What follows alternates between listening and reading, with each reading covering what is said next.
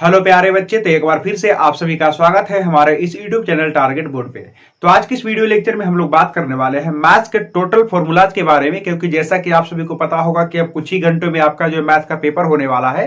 तो ऐसे में आपका जो प्रिपरेशन अच्छे तरीके से होना चाहिए। और सबसे पहली बात जो मैं आपको बता देता हूँ कि मैथ में जो आपका प्रिपरेशन है ना, वो डिपेंड करता है कि आपको फॉर्मूला जो है सही से याद है या नहीं, और चैप्टर वाइज जो उसका कंसेप्ट है वो आपको याद है या नहीं। ठीक है, तो अगर मैथ में आपका जो फॉर्मूला वगैरह और साथ ही साथ कंसेप्ट वगैरह अगर आपको क्लियर है तो मैथ में आप जो अच्छा खासा नंबर उठा ही लोगे। ठीक है, तो चलिए आज की इस वीडियो लेक्चर के अंदर मैथ में जितने सारे चैप्टर हैं, तो उन चैप्टर में जो भी सारे फॉर्मूले जाते हैं तो वो सब कुछ जो है मैं आपको बताने वाला हूं। ठीक है, तो इसलिए इस वीडियो लेक्चर को बिल्कुल शुरू से लेकर के एकदम लास्ट तक बिल्कुल कंसंट्रेट के साथ देखते रहना। ठीक है, तो यहाँ पे भी जो है कोई भी स्टूडेंट हो, चाहे वो मैथ में जो अच्छा खासा नहीं भी पढ़ाओ तो खैर कोई दिक्कत नहीं है, क्योंकि आप सबको पता होना चाहिए कि मैथ में फॉर्मूला को लेकर के 10 क्वेश्चन पूछे जाते हैं। अगर आपको मैथ का हर एक फॉर्मूला याद है तो समझो कि आपका जो 10 नंबर पक्का हो गया है। ठीक है, और साथ ही साथ अगर आपको फॉर्मूला है तो फॉर्मूला से रिलेटेड क्वेश्चन भी पूछे जाते हैं। तो अगर मैं आपको जो सिंपल लैंग्वेज में समझाऊं, तो अगर मैथ में जो यहाँ पे मैं भी आपको बताने वाला हूं, तो जनरली अगर आप इस वीडियो को कंसंट्रेट के साथ देखोगे तो मिनिमम मैं कह सकता हूं कि आपको जो 40 नंबर पक्के से आ जाएंगे। ठीक है, और अगर कोई पढ़ने वाला स्टूडेंट होगा तो उसको पक्के से पता होगा कि मैथ में फॉर्मूला और कांसेप्ट की मदद से 100 में से 100 भी उठाए जा सकते हैं। ठीक है, तो चलिए सबसे पहली जो है हम लोग यहाँ पे बात कर लेते हैं कि मैथ में जो हमारा पहला चैप्टर है, जो कि हमारा क्या है, वास्तविक संख्या। तो वास्तविक संख्याओं के अंतर्गत कौन कौन से फॉर्मूले आते हैं? तो मात्र दो ही फॉर्मूले हैं हमारे पास। एक तो हो गया a बराबर बी क्यू प्लस आर, ये इसी को हम लोग बोलते हैं यूक्लिड विभाजन प्रमेय का या फिर यूक्लिड विभाजन एल्गोरिथम। ठीक है, या फिर इसको हम लोग बोल देते हैं भाज्य बराबर भाज्य गुणे भागफल प्लस शेष, जहाँ पे शेष का जो वैल्यू होता है वो 0 से बड़ा या 0 के बराबर भी हो सकता है, और साथ ही साथ भाग देने वाला से छोटा होता है। ठीक है, तो ये हमारा पहला फॉर्मूला है चैप्टर नंबर फर्स्ट के अंदर। दूसरा फॉर्मूला हमारा क्या है कि अगर दो संख्याओं का मासा और लासा दिया हुआ है, ठीक है, तो मासा और लासा को अगर हम गुना कर देते हैं तो ये एग्जैक्टली इक्वल होता है दोनों संख्याओं के गुणनफल के। ठीक है, तो ये दो फॉर्मूला हो गए हमारे चैप्टर नंबर 1 के अंतर्गत, जिनके बेसिस पे जो क्वेश्चन है एग्जाम में आपको भर भर के देखने को मिलेंगे। ठीक है, इस वाले पे तो नहीं भी मिले शायद, लेकिन इस वाले पे क्वेश्चन जो आपको पक्के से 2 क्वेश्चन मिलेगा, ये मैं आपको कह रहा हूं। ठीक है, तो इस वाले फॉर्मूले को जो आप रट जाओ एकदम से। ठीक है, कि HCF A comma B LCM A comma B is equal to A into B. ठीक है जी, आइए मैथ का जो हमारा सेकंड चैप्टर है वो है हमारा पॉलिनोमियल, जिसको हम लोग हिंदी में बोलते हैं बहुपद। ठीक है, तो अगर द्विघातीय बहुपद दिया हुआ रहता है तो उस द्विघातीय बहुपद में शून्यांकों का जो योगफल होता है और जो गुणनफल होता है, तो पता होना चाहिए कि अगर उसका शून्यांक अल्फा और बीटा है तो अल्फा प्लस बीटा बराबर होता है माइनस बी बटा ए। ठीक है जी, आप सबको याद भी होगा। और साथ ही साथ अगर शून्यांकों का गुणनफल की अगर हम बात करें तो ये इक्वल होता है सी बटा ए के। ठीक है, कभी कभी क्या होता है कि द्विघातीय बहुपद निकालने के लिए पूछ देता है और उसका जो शून्यक दिया हुआ रहता है। ठीक है, तो उस केसेस में हम लोग द्विघातीय बहुपद कैसे निकालते हैं, तो इस वाले फॉर्मूला से निकालते हैं। ठीक है, सबसे पहले हम लोग क्या करते हैं कि वो जो हमारा शून्यक दिया हुआ रहता है तो उसका सबसे पहले योगफल निकालते हैं और देन उसके बाद गुणनफल निकालते हैं। ठीक है, और इस योगफल और गुणनफल को इसमें फिट कर देते हैं। तो ये वाला जो फॉर्मूला है आपको एकदम काफी अच्छे तरीके से याद रखना है। ये हमारा द्विघातीय बहुपद निकालने का जो है सूत्र है, X square minus X into alpha plus beta and then plus alpha into beta. ठीक है, तो ये काफी ज्यादा शानदार फॉर्मूला, इसको याद रखना है। तीसरी चीज कि हमारा त्रिघातीय बहुपद भी पढ़ना है सेकंड चैप्टर के अंदर, यानी बहुपद के अंदर। तो त्रिघातीय बहुपद के 3 शून्यक, तो तीनों शून्यांकों का जो योगफल होता है यानी कि alpha plus beta plus gamma, ये एग्जैक्टली इक्वल होता है माइनस बी बटा ए के। एंड देन जो तीनों शून्यांक है तो दो का गुणनफल और सबका योगफल इक्वल होता है सी बटा ए के। क्या है? सी बटा ए। ठीक है जी, और अगर तीनों शून्यांक को मैं गुना कर देता हूं तो ये एग्जैक्टली इक्वल हो जाता है माइनस डी बटा एक है। ठीक है, तो इसको भी जो है आपको ध्यान रखना है, क्योंकि इसके बेसिस पे जो डायरेक्टली आपको क्वेश्चन देखने को मिल सकते हैं। ठीक है, और साथ ही साथ अगर मैं बात करूं कि अगर त्रिघातीय बहुपद आपको लिखने के लिए कहे, त्रिघातीय बहुपद के लिए आपको 3 शून्यक दिया जाएगा और बोलेगा कि त्रिघातीय बहुपद लिखिए, तो इसमें जो है आपको फिट कर देना है। ठीक है, तो यानी कि सबसे पहले शून्यांकों का योगफल निकाल के रखना है, दो का गुणनफल एंड देन उसका योगफल एंड देन तीनों का गुणनफल। ठीक है, तो इसको जो भी आपको याद कर लेना, अगर नहीं याद है तो, और मुझे पता है कि बहुत सारे बच्चों को याद भी होगा। त्रिघातीय बहुपद का व्यापक सूत्र है जब आपको निकालने के लिए बोलेगा तब। ठीक है, तो त्रिघातीय बहुपद कैसे निकालते हैं? इस तरीके से, एक्स के power 3 minus X square alpha plus beta plus gamma and then plus X into alpha beta beta gamma and then plus gamma alpha and then minus alpha beta gamma. ठीक है, बुक में भी जो है बहुत सारे यहाँ पे क्या करता है, प्लस लिख देता है, बट प्लस नहीं होता है, ध्यान रखना यहाँ पे माइनस होता है। ठीक है, हाँ, लेकिन यहाँ पे क्या होता है, प्लस होता है।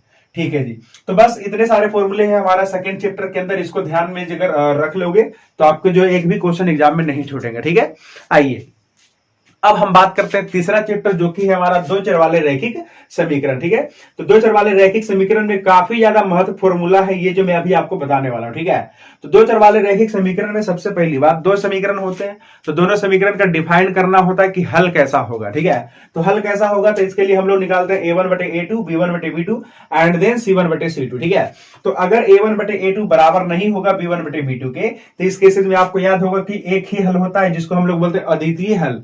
कहने का मतलब एक और केवल एक हल, इसी को बोलते हैं अद्वितीय हल। ठीक है, तो अगर एक हल है तो इस केसेस में लाइन होती है पैरेलल। याद है ना सारे बच्चों को? चलो याद कर लो जल्दी से, क्योंकि अभी जो आपका तुरंत एग्जाम होने वाला है। ठीक है, तो यहां पे आ जाओ, अगर a1 बटे a2 b1 बटे b2 एंड बराबर और c1 बटे c2 है, तीनों के तीनों बराबर है, तो इस केसेस में होते हैं अनंत हल। और इस केसेस में लाइन होती है वो क्या होती है? संपाती होती है, एक ही लाइन के ऊपर दूसरा लाइन होता है। ठीक है, और साथ ही साथ अगर a1 बटे a2 बराबर है b1 बटे b2 के, लेकिन c1 बटे c2 के बराबर नहीं है, तो इस केसेस में नो सॉल्यूशन यानी कि कोई हल नहीं होता है, और इस केसेस में जो लाइन होती है वो पैरेलल हो जाती है। ठीक है, क्योंकि जब पैरेलल है तो एक भी पॉइंट पे नहीं कट करना है, तो इसका मतलब नो सॉल्यूशन यानी एक भी हल नहीं होंगे। ठीक है, अच्छा जी, और साथ ही साथ ये जो तीसरा चैप्टर है, तो आपको पता होगा कि तीसरा चैप्टर में जो दो चर वाले रैखिक समीकरण होते हैं उसको सॉल्व करने के लिए चार तरीके हैं। पहला ग्राफीय विधि, दूसरा प्रतिस्थापन विधि, विलोपन विधि एंड देन बीजगुणन विधि। ठीक है, तो बेसिकली जो हमारा तीनों मेथड है, ग्राफ विधि से तो आपको आता ही होगा, इसके बेसिस पे 5 नंबर का क्वेश्चन भी आएगा। उसके बाद विलोपन विधि हो गया, प्रतिस्थापन विधि हो गया, तो ये सब तो आपको आता ही होगा। ठीक है, लेकिन मेन चीज है कि कभी कभार पूछ देता है कि बीजगुणन विधि से हल करें, तो बीजगुणन विधि से जब आपको क्वेश्चन पूछेगा तो उसमें आपको जो फॉर्मूला याद होना चाहिए। तो बीजगुणन विधि में जो हमारा x बराबर और जो y बराबर फॉर्मूला होता है वो क्या होता है, तो मैंने यहाँ पे लिख दिया है, x बराबर होता है b1c2 minus b2c1 and then a1b2 minus a2b1। ठीक है, एंड देन जो y बराबर होता है वो क्या होता है a2c1 minus a1c2 and then a1b2 minus a2b1। ठीक है, नीचे में ये वाला पोर्शन जो सेम ही है, इसको ध्यान से याद रखना। ठीक है, तो बस इतना ही फॉर्मूला है हमारा चैप्टर नंबर 3 के अंदर। ठीक है, तो चैप्टर नंबर 3 भी हो गया आपका फिनिश। आगे बढ़ते हैं चैप्टर नंबर 4 के अंदर। तो चैप्टर नंबर 4 जो हमारा क्या है, द्विघात समीकरण है। ठीक है, तो द्विघात समीकरण का सबसे पहली बात, व्यापक सूत्र क्या होता है, ax square plus bx plus c बराबर में 0। ठीक है जी, तो बेसिकली द्विघात समीकरण के दो मूल होते हैं, अल्फा और बीटा। तो इसमें भी वैसे ही होता है, अल्फा प्लस बीटा बराबर माइनस बी बटा ए। मतलब यहाँ पे जो बहुपद का ये द्विघातीय बहुपद है ना, तो यहाँ पर आकर के समीकरण बन जाता है, क्योंकि बराबर में हम लोग 0 लिख देते हैं। ठीक है, तो यहाँ पे जो द्विघातीय समीकरण का जो मूल होते हैं वो अल्फा और बीटा ही होता है, बट यहाँ पे अल्फा प्लस बीटा बराबर माइनस बी बटा ए, अल्फा इंटू बीटा बराबर सी बटे, जो इसमें होता है वो इसमें भी होता है। ठीक है, अच्छा जी, अब हम लोग बात करते हैं कि द्विघातीय समीकरण में एक इंपॉर्टेंट फॉर्मूला है जो आपको याद भी रखना चाहिए, जिसको हम लोग बोलते हैं श्रीधराचार्य सूत्र। श्रीधराचार्य सूत्र, ठीक है, जिसकी मदद से हम लोग जो गुणनखंड यानी कि द्विघात समीकरण के मूल निकालते हैं, अगर गुणनखंड विधि से नहीं निकलता है तब। तो ये हमारा श्रीधराचार्य सूत्र है, x बराबर minus B plus minus under root B square minus 4ac बटा में 2a। इस चीज के जगह पे डी भी रह सकता है, क्योंकि डी को ही हम लोग बोलते हैं बी स्क्वायर माइनस 4ac। ठीक है जी, डी को जनरली हम लोग डिस्क्रिमिनेंट बोलते हैं इंग्लिश में, ऐसे हम लोग क्या बोलते हैं, विविधकर या फिर विवेचक बोलते हैं। ठीक है, अच्छा जी, अब हम लोग बात करते हैं कि ये जो हमारा डी है, तो इसी पूरे डी के बेसिस पे इसका जो मूल डिपेंड रहता है। तो अगर डी जो है कभी कभार 0 से बड़ा हो जाए, कभी कभार 0 के इक्वल हो जाए, फिर डी जो है 0 से छोटा हो जाए, तो इस केसेस में जो मूल होंगे द्विघात समीकरण के वो डिफरेंट मिलेंगे। ठीक है, तो बात कर लेते हैं कि अगर डी 0 से बड़ा है, यानी कि इसका जो डिस्क्रिमिनेंट है वो 0 से बड़ा रहता है, तो इस केसेस में मूल कैसे होते हैं, तो आप सभी को पता होगा कि इस केसेस में मूल जो है वास्तविक होते हैं तथा असमान होते हैं। वास्तविक के साथ साथ क्या होता है, असमान। ठीक है, और अगर डी इक्वल टू 0 रहा तो मूल वास्तविक के साथ साथ बराबर होते हैं। कब? जब डी इक्वल टू 0 होता है तब। और अगर डी लेस देन 0 यानी कि डी का वैल्यू अगर 0 से कम आया, डी कहने का मतलब क्या है, बी स्क्वायर माइनस 4ac। तो अगर डी 0 से छोटा है तो उस केसेस में मूल जो है काल्पनिक होंगे, यानी कि इमेजिनरी रूट्स होंगे। ठीक है, अच्छा जी, तो बस इतना ही है हमारा चैप्टर नंबर 4 के अंदर। ठीक है, ओके, आइए अब हम बात करते हैं चैप्टर नंबर 5 के अंदर, जो कि हमारा चैप्टर नंबर 5 क्या है, समांतर श्रेणी, जिसको हम लोग इंग्लिश में बोलते हैं अरिथमेटिक प्रोग्रेशन। ठीक है, तो अरिथमेटिक प्रोग्रेशन में हमारा जो सबसे पहला फॉर्मूला आता है टीएन, यानी कि एपी का एनवा पद। ठीक है, तो एपी का एनवा पद क्या है, टीएन बराबर A plus N minus 1 into D. ठीक है, और साथ ही साथ एपी में लगातार एन पदों का योग भी कभी कभार पूछ देता है, तो क्या होता है, N by 2 into 2a plus N minus 1 into D. इसको एक और तरीके से लिखने का जो है तरीका है वो क्या है, एस एन बराबर N by 2 into A plus TN. ये भी मतलब ये दोनों फॉर्मूला सेम ही है, बट अगर टीएन दिया हुआ रहे तो ये वाला फॉर्मूला लगाना, और ए और डी दिया हुआ रहेगा तो ये वाला फॉर्मूला लगाना। ठीक है, अच्छा जी, एक और इंपोर्टेंट फॉर्मूला है कि टीएन बराबर एस एन माइनस 1। ये काफी इंपोर्टेंट फॉर्मूला है। ठीक है, तो इसको भी जो है आपको ध्यान रखना है, ठीक है। तो अभी तक जो है टोटल हमने ओवरऑल 5 चैप्टर का जितने सारे फॉर्मूला थे वो कर लिया कंप्लीट। छठा चैप्टर जो हमारा त्रिभुज है, तो त्रिभुज में कोई फॉर्मूला नहीं बनता है, उसमें जो है सिर्फ और सिर्फ क्या है, थेल्स प्रमेय हो गया, पाइथागोरस प्रमेय, मतलब उसमें जो प्रमेय ही प्रमेय, ठीक है। तो उसको मैं यहाँ पे नहीं लिखूंगा, वो जो आप देख लेना, ठीक है। प्रमेय वगैरह पहले लिस्ट में पढ़ा हुआ है, उसको जाकर के फटाक से पढ़ लो, क्योंकि प्रमेय आपको हर हाल में 2 से 3 प्रमेय 6 वाले चैप्टर से देखने को मिलेंगे, ठीक है। और उनमें से आपको जो है 1-2 बनाना है, ठीक है। तो ध्यान से उसको जाकर के देख लेना। तो अब हम लोग बात करने वाले हैं चैप्टर नंबर 7 से लेकर के बाकी के लास्ट आने के 15वां तक, ठीक है। तो चलो इसको जो है जितने सारे को अगर नोट भी करना है तो नोट कर लो, ले लो स्क्रीनशॉट, ठीक है। ओके, तो आइए अब हम लोग बात करते हैं चैप्टर नंबर 7 से लेकर के आगे, ठीक है। तो चैप्टर नंबर 7 में भी जो है ज्यादा कुछ फॉर्मूला नहीं है। चैप्टर नंबर 7 में जो है सबसे पहले विभाजन सूत्र लगता है, अंतर विभाजन, एंड देन बाह्य विभाजन, ठीक है। तो अंतर विभाजन में जो है क्या क्या होता है, तो अंतर विभाजन में x बराबर सबको पता होगा कि mx2 प्लस nx1 और बटा में m प्लस n, यानी कि यहाँ पे ऊपर में जो है नीचे में क्या होता है प्लस। अंतर विभाजन में क्या होता है प्लस होता है, ठीक है। और बाह्य में कुछ ऐसा ही होता है कि m/2 प्लस n/1 बटा में m प्लस n, ठीक है। बट अगर हम बात करें बाह्य विभाजन में, तो बाह्य विभाजन में सब कुछ ऐसा ही रहता है, बट प्लस के जगह पे क्या हो जाता है माइनस हो जाता है, ठीक है। तो बस इसका ध्यान रखना, ये भी फॉर्मूला जो काफी ज्यादा इंपॉर्टेंट है, इसके बेसिस पे जो क्वेश्चन जो एग्जाम में देखने को मिलेंगे, ठीक है। अच्छा जी, उसके बाद है हमारा कि मध्य बिंदु का नियामक क्या होता है। तो मध्य बिंदु का नियामक क्या होता है, x1 प्लस x2 बटा में 2, x1 प्लस x2 बटा में 2, और देन y बराबर क्या होता है y1 प्लस y2 बटा में 2, ठीक है जी। ये काफी ज्यादा इंपॉर्टेंट फॉर्मूला है, इसको भी ध्यान रखना है, ठीक है। आइए अब उसके बाद चैप्टर नंबर 7 में जो एक हमारा डिस्टेंस यानी कि दूरी का भी सूत्र है, ठीक है। तो दूरी का जो सूत्र क्या होता है, तो अगर यहाँ पे स्क्वायर आप लिख रहे हो तो अच्छी बात है, नहीं लिख रहे हो तो इधर आप जो रूट चढ़ा देना, ठीक है। तो क्या हो जाता है x1 माइनस x2 का whole square plus y1 minus y2 का होल स्क्वायर, ठीक है। तो ये हो जाता है हमारा दूरी सूत्र। अच्छा, इसमें एक और फॉर्मूला जो यहाँ पे मैंने नहीं लिखा है, त्रिभुज का सूत्र। त्रिभुज का सूत्र ऐसे वो वाला त्रिभुज का सूत्र नहीं, 1/2 आधार गुना ऊंचाई वो वाला नहीं, त्रिभुज का जो क्षेत्रफल जो होता है हमारा, इसमें से कि 1/2 किस तरीके का, देखो 1/2 यहाँ पे देखो x1/2 minus by 3 and then plus x2/3 minus कितना हो गया, x1/2 minus by 3 plus x2/3 minus by 2 and then plus x3/1 minus by 2, ठीक है। तो ये वाला जो है त्रिभुज का सूत्र है, इसका मैं बात कर रहा हूं, ठीक है। इसको भी आप ध्यान रखना, क्योंकि कभी कभार ऐसे भी आपको पूछ सकता है। तो आ जाइए अब यहाँ पे, तो ये वाला जो फॉर्मूला ये 7वां चैप्टर में ही रहता है, ठीक है ना। अब हम लोग बात करते हैं त्रिकोणमिति, जो कि आपको जो टोटल 20 नंबर के जो सवाल आते हैं इससे, ठीक है। तो इसमें जो काफी ज्यादा फॉर्मूलाज भी है और आपको अच्छे तरीके से याद भी रखना है, ठीक है। तो सबसे पहला फॉर्मूला साइन थीटा बराबर पी बटा एच, जो कि बेसिक वाला है, और साइन का उल्टा होता है कौशिक यानी कि एच बटा पी, टेन होता है पी बटा बी तो कॉट हो जाएगा बी बटा पी, इसी तरीके से कॉस थीटा बी बटा एच तो सेक हो गया एच बटा बी, ठीक है। और साथ ही साथ जो आपको पता होगा कि साइन थीटा का रेसिप्रोकल यानी कि उल्टा होता है कौशिक, tan का उल्टा cot एंड देन cos का उल्टा sec, ठीक है जी। तो रेसिप्रोकल का आने का मतलब कि जब इन दोनों को गुना करेंगे तो कितना आएगा, 1 आएगा। तो sin theta into cos theta बराबर 1, then similarly cos sec into बराबर कितना 1, tan इंटू cot बराबर 1 होता है, ठीक है। अच्छा जी, तो ये जो तीनों मैंने रिलेशन यहाँ पे लिखा है, इसमें से आप जो दो और फॉर्मूले निकाल सकते हो, जैसे कि साइन थीटा बराबर अगर इधर गुना में उधर जाएगा भाग में, यानी कि 1/cos कौशिक थीटा, या फिर कौशिक थीटा बराबर 1/sin थीटा। तो इस तरीके से बाकी के सब में जो हम फॉर्मूला निकाल सकते हैं, तो टोटल कितने बन जाएंगे, तो इसमें हो गया 3 ठो, 1 एंड देन साइन थीटा बराबर 1/cos थीटा, कौशिक थीटा बराबर 1/sin थीटा। तो 3 इसमें 3 इसमें 3 इसमें, सबको समझ में आ रहा है ना। तो इस तरीके से बहुत सारे फॉर्मूले बन जाते हैं। एंड देन सिमिलरली ये वाला फॉर्मूला तो आपको याद होना ही चाहिए, स्क्वायर वाला, कि sine square theta plus cos square theta बराबर 1 होता है, 1 प्लस tan स्क्वायर थीटा बराबर सेक स्क्वायर थीटा होता है, and then 1 plus cot square theta बराबर कोसेक स्क्वायर थीटा होता है, ठीक है। अच्छा जी, तो यहाँ पे भी आप 3 फॉर्मूला और डिराइव कर सकते हो। इधर ले जाएंगे तो 1 minus cos square theta is equal to sin square theta, या फिर cos स्क्वायर थीटा बराबर 1 माइनस sin स्क्वायर थीटा। तो इसको भी जो है 3 और तरीके से फॉर्मूले हम लोग डिराइव कर सकते हैं, ठीक है। इसको भी आपको ध्यान रखना, ठीक है। यहाँ पे ये वाला फॉर्मूला काफी ज्यादा इंपॉर्टेंट हो जाता है कि tan थीटा बराबर sin थीटा बटे cos theta and then cot theta बराबर cos थीटा बटे sin थीटा। ये सब फॉर्मूले जल्दी से बताइए, आप सबको याद है ना। चलो, याद रहेगा तभी जो ज्यादा क्लियरिटी आएगी, ठीक है। उसके बाद है हमारा कॉम्प्लीमेंट्री एंगल वाला यानी कि पूरक कोण वाला। तो देखो sine 90 minus theta cos theta होता है, ये तो सबको पता है। उसके बाद tan 90 minus theta cot theta and then cosec 90 minus theta sec theta, ठीक है। तो यहाँ पे मैंने 3 ही लिखा, ठीक है। तो 3 और कहा गया, तो देखो साइन 90 माइनस थीटा cos हो गया, और अगर आप cos 90 माइनस थीटा करोगे तो sin थीटा लिख देना, ठीक है। इसलिए मैंने नहीं लिखा क्योंकि जो काफी ज्यादा सिंपल वाले हैं। तो tan 90 माइनस थीटा cot हो गया, और cot 90 माइनस थीटा करना तो tan लिख देना, ठीक है। एंड देन सिमिलरली यहाँ पे भी, ठीक है। तो बस इतने सारे फॉर्मूला है हमारे चैप्टर नंबर 8 के अंदर, ठीक है। और चैप्टर नंबर 9 की बात करूं तो उसमें कोई फॉर्मूला वगैरह नहीं है, बस उसमें एकाक जो दो एक कंसेप्ट है, उन्नयन कोण और अवनमन कोण, जो कि उन्नयन कोण और अवनमन कोण दोनों बराबर ही होते हैं, ठीक है। तो उन सबका जो आपको ध्यान रखना है। साथ ही साथ अगर हम आगे बढ़े चैप्टर नंबर 10 की तरफ, तो 10 में हमारा क्या वृत्त है। तो वृत्त में वैसे भी कोई फॉर्मूला है नहीं, उसमें जो कंसेप्ट है आपका प्रमेय वगैरह है, उसको आप जो देख लेना, ठीक है। उसमें जो शानदार शानदार के क्वेश्चन है, जैसे कि सिद्ध करिए कि वृत्त के केंद्र से जीवा पर डाला गया लंब जीवा को समद्विभाजित करता है, वृत्त के बाह्य बिंदु से खींची गई स्पर्श रेखाओं की लंबाई समान होती है। ये सब क्वेश्चन जो आप बना लेना, क्योंकि एग्जाम में पूछे जाएंगे, ठीक है। अच्छा जी, बात करते हैं अगला चैप्टर।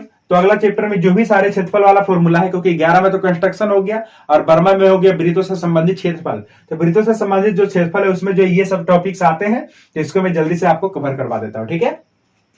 तो सबसे पहली बात, यहाँ पे मैंने वृत्त कहीं पे लिखा है क्या? नहीं लिखा है। तो 12वां चैप्टर में हमारा वृत्तों से संबंधित क्षेत्रफल। तो सबसे पहली बात यहाँ पे मैं आपको वृत्त के बारे में बता देता हूँ, ठीक है। तो वृत्त का क्षेत्रफल क्या होता है? तो वृत्त का क्षेत्रफल होता है पाई आर स्क्वायर। वृत्त का परिधि क्या होता है? तो वृत्त का परिधि होता है 2 पाई आर। ये तो सबको पता है ना। अच्छा जी, उसके बाद हम लोग आ जाते हैं अर्धवृत्त में। किसमें आ जाते हैं? अर्धवृत्त में, ठीक है। तो अर्धवृत्त का क्षेत्रफल क्या हो जाएगा? पाई आर स्क्वायर एंड देन बटा में 2, क्योंकि इसका आधा कर लेंगे। और अर्धवृत्त का जो परिमाप हो जाएगा वो क्या हो जाएगा? तो अर्धवृत्त का जो परिधि होगा, एक मिनट ध्यान से चेक कर लो, ये हमारा अर्धवृत्त है, बहुत ध्यान से चेक करना। तो अर्धवृत्त का परिमाप कहने का मतलब, अगर ये वाला परिमाप पूछता है ना, सपोज करो कि जो 2 पाई आर था उसका आधा हो गया, लेकिन अगर ये वाला टोटल परिमाप पूछे, टोटल पूरा परिमाप, ठीक है, तो ये भी लेना है एंड देन ये भी लेना है, ठीक है। तो ये तो हो जाएगा कितना? पाई आर, और ये कितना हो जाएगा? 2 आर, यानी कि आर से कॉमन करेंगे तो पाई प्लस 2, ठीक है जी। तो ध्यान रखना कि अर्धवृत्त का जो टोटल परिमाप होगा वो क्या होगा? आर इंटू पाई प्लस 2 हो जाएगा, ठीक है। अच्छा जी, तो वृत्त हो गया, अर्धवृत्त हो गया, और उसके बाद और कुछ है क्या? नो, ध्यान रखना ये सबका, ठीक है। तो वृत्त हो गया और आपका जो है अर्धवृत्त हो गया, खत्म। आगे बढ़ते हैं। तो अब हम लोग आ जाते हैं त्रिज्या खंड में, ठीक है। तो त्रिज्या खंड का क्षेत्रफल सबको पता होगा कि पाई आर स्क्वायर थीटा बटे 360 डिग्री होता है। और अगर देखो, ये जो बेसिकली मैंने त्रिज्या खंड का क्षेत्रफल लिखा है ना, ये लघु त्रिज्या खंड का क्षेत्रफल है। दीर्घ त्रिज्या खंड का क्षेत्रफल आपको निकालना रहेगा, तो कैसे निकालेंगे? तो दीर्घ त्रिज्या खंड का क्षेत्रफल निकालना रहेगा तो पाई आर स्क्वायर थीटा, यानी वृत्त के क्षेत्रफल में से इस त्रिज्या खंड के क्षेत्रफल को घटा देंगे, ठीक है। उसके बाद ये हमारा चाप की लंबाई, तो चाप का लंबाई यानी त्रिज्या खंड के चाप की लंबाई क्या होता है? तो 2 पाई आर थीटा बटे 360 डिग्री होता है, ठीक है। इसको भी आपको ध्यान में रखना, ठीक है ना। अब हम लोग आ जाते हैं कि जो हमारा पृष्ठीय क्षेत्रफल एवं आयतन से संबंधित है उस पे। तो पृष्ठीय क्षेत्रफल एवं आयतन से जो संबंधित है, जल्दी से जो मैं पूछता हूं आप सब जो कमेंट सेक्शन में लिखते चलना, ठीक है। तो सबसे पहली बात हम लोग आते हैं घन के ऊपर, ठीक है। तो जल्दी से आप सब लिखिए कि घन का जो पृष्ठीय क्षेत्रफल है वो कितना होता है। तो घन का पृष्ठ क्षेत्रफल होता है 6 गुने भुजा स्क्वायर, ठीक है जी। घन का आयतन होता है a क्यूब और घन का विकर्ण होता है √3 गुने भुजा। क्या सारे ऑडियंस को क्लियर है क्या? ये सबके सब फॉर्मूले। घन का हो गया, कहानी खत्म ना। आगे बढ़ते हैं घनाभ में। तो घनाभ का जो पृष्ठीय क्षेत्रफल होता है वो क्या होता है? तो घनाभ का पृष्ठीय क्षेत्रफल होता है 2 into L B plus B H and then plus L H, ठीक है जी। घनाभ का जो आयतन होता है वो क्या होता है? एल बी एच होता है। घनाभ का विकर्ण क्या होता है? तो L square plus B square and then plus का एच स्क्वायर होता है। बस हो गया, खेला खत्म ना। अब आ जाते हैं बेलन में। तो बेलन का जो वक्र पृष्ठ का क्षेत्रफल होता है, बेलन का जो वक्र पृष्ठ का क्षेत्रफल होता है, तो ये होता है 2 पाई आर एच। बेलन का आयतन होता है पाई आर स्क्वायर एच। बेलन के संपूर्ण पृष्ठ का क्षेत्रफल होता है 2 pi R into R plus H. हो गया खत्म, ठीक है। ये हो गया बेलन का कहानी खत्म ना। अब आ जाते हैं शंकु में। तो शंकु का जो पृष्ठ क्षेत्रफल होता है, शंकु का पृष्ठ क्षेत्रफल, तो ये होता है पाई आर एल। एल क्या है? तो तिर्यक ऊंचाई। तो एल बराबर निकालते कैसे हैं? तो H square and then plus R square, ठीक है। इसका भी ध्यान रखें। एल बराबर क्या है? तिर्यक ऊंचाई, और ये क्या है? ऊंचाई शंकु के अंदर, ठीक है। तो पाई आर एल क्या हो गया? तो इस शंकु का जो है पृष्ठ क्षेत्रफल हो गया। लेकिन संपूर्ण पृष्ठ क्षेत्रफल क्या होगा शंकु का? तो pi R into R plus L होगा, ठीक है। अच्छा जी, शंकु का आयतन क्या होता है? तो 1/3 पाई आर स्क्वायर एच होता है, ठीक है। ये सब फॉर्मूला आपको जो है ध्यान रखना ही रखना है, ठीक है। तो शंकु का भी खेला खत्म ना। आ जाते हैं गोला के अंदर। तो गोला में क्या है देख लो। तो गोला का जो संपूर्ण पृष्ठ क्षेत्रफल होता है या फिर पृष्ठ क्षेत्रफल, एक ही बात है, गोला में कोई फर्क नहीं पड़ता है। तो अच्छा, अद्वित मैंने लिखा था है ना। अच्छा जी, ठीक है। तो गोला का जो संपूर्ण पृष्ठ क्षेत्रफल या पृष्ठ क्षेत्रफल होता है वो होता है 4 पाई आर स्क्वायर, ठीक है। गोला का संपूर्ण या पृष्ठ क्षेत्रफल क्या होता है? 4 पाई आर स्क्वायर, ठीक है। गोला का आयतन क्या होता है? तो 4/3 पाई आर क्यूब होता है, ठीक है। चलो इसका भी ध्यान रखना। यहाँ पे अर्धवृत्त के बारे में मैंने आपको बता ही दिया, तो यहाँ पे हम लोग कर देते हैं अर्ध गोला, ठीक है जी। तो अर्धगोला का जो पृष्ठ क्षेत्रफल होगा वो क्या हो जाएगा, तो अर्धगोला का पृष्ठ क्षेत्रफल होता है 2 पाई आर स्क्वायर। अर्धगोला का पृष्ठ क्षेत्रफल कितना होता है, 2 पाई आर स्क्वायर। लेकिन अर्धगोला में संपूर्ण पृष्ठ क्षेत्रफल भी होता है।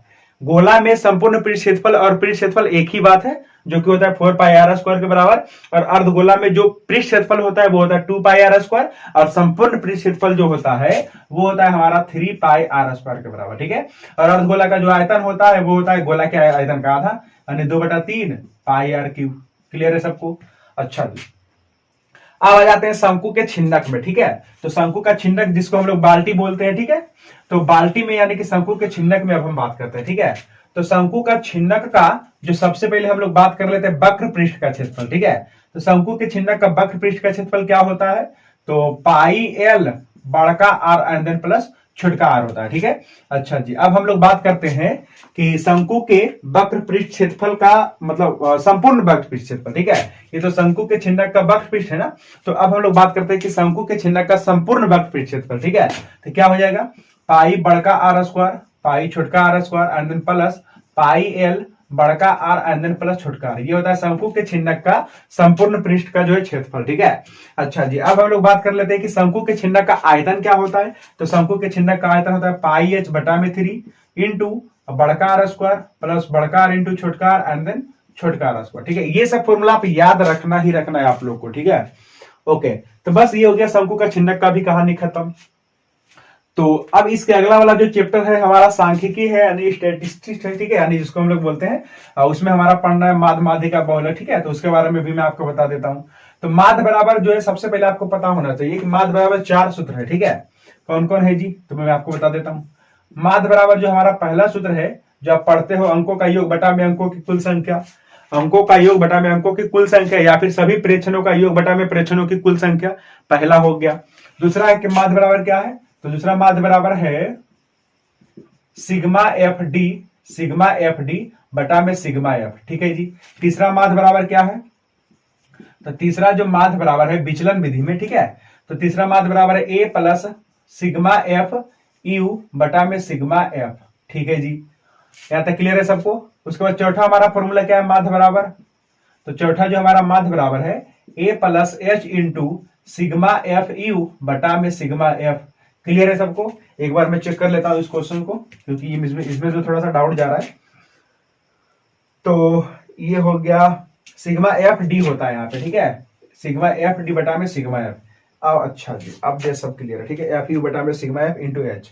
ओके, तो ये हो गया 4 फॉर्मूला हमारा माध्य का। ठीक है ना, अब हम लोग बात करते हैं बहुलक बराबर क्या होता है। ठीक है, तो कभी कभार बहुलक बराबर भी पूछ देता है। तो बहुलक बराबर क्या होता है, बहुलक बराबर होता है L plus F1 minus F0 बटा में 2F1 माइनस F0 अंदर माइनस का F2 और इनटू में H। ठीक है, वैसे बहुलक का मतलब क्या होता है तो मैं आपको बता देता हूं कि अधिकतम बारंबारता का चर मान। ठीक है, तो वो वाला कंसेप्ट आप याद रखना, और जब वर्गीकृत आंकड़ा में दिया हुआ रहेगा तो ये वाला फॉर्मूला लगाएंगे। ठीक है, और साथ ही साथ यहाँ पे मैं लिख देता हूं माध्यक बराबर भी, माध्यक बराबर, तो माध्यक बराबर क्या है, L plus n/2 minus CF यानी कि संचयी बारंबारता बटा में F इंटू H।